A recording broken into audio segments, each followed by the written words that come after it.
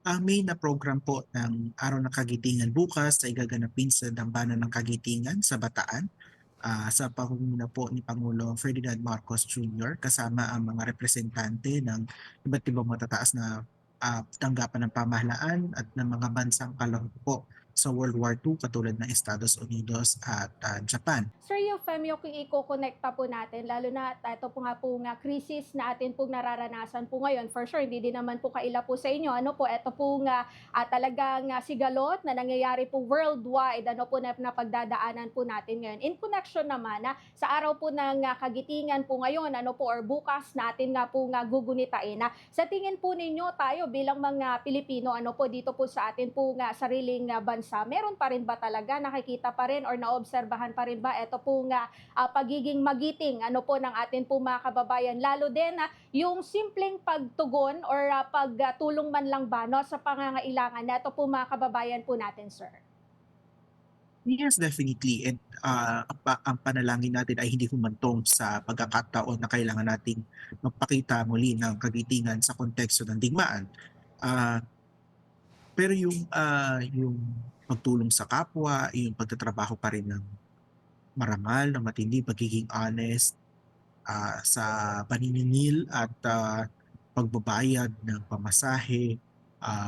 Yan ay mga maliliit ngunit mahalagang forma ng kagitingan na pwede natin ipamala sa kasalukuyan. Ah, Siguro maganda ma-recall no, na nung panahon ng World War II, tatlo yung forma ng heroism.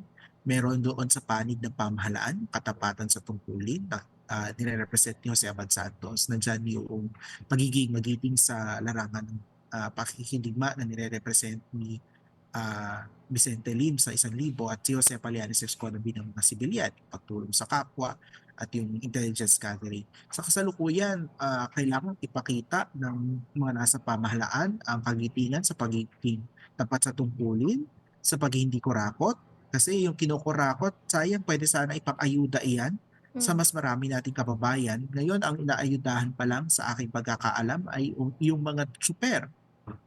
Pero kailangan din ng ayuda halimbawa ng mga nasa sektor ng agrikultura na gumagamit din ng langis.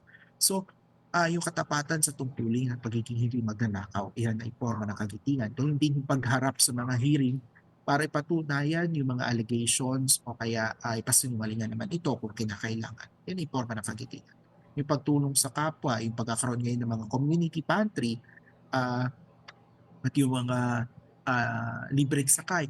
Yan ay parang nare-recall natin yung panahon na yung mga sibilyan nag-aabot ng pagkain at inumin doon sa mga nagmamarcha sa Bataan Death March.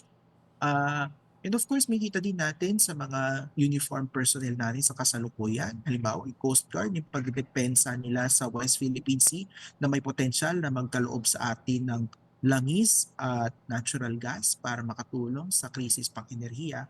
Ayan ay forma din ng kagitingan sa kasalukuyan na dapat nating tularan at isagawa. Alam niyo po ang kagitingan at ang kabayanihan ang ah, nagiging magiting tayo kapag tinadaig natin ang takot, dinadaig natin ang pangamba, dinadaig natin yung paniniwala na hindi natin kaya.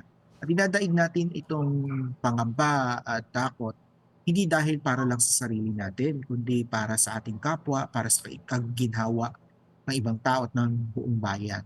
Kapag isinaalang-alang natin yung kapwa at dinaig natin yung takot sa ating mga puso at sa isip, yun ay forma na ng kagitingan. Hindi po tayo required mamatay para po maituring na magiting, maituring na bayani. Although kung i-require ito sa ating kasalukuyang panahon, dapat prepared din tayo. Ah, so, para maging magiting sa kasalukuyan, hindi natin kailangan mamatay, pero kailangan pa rin natin mag-effort.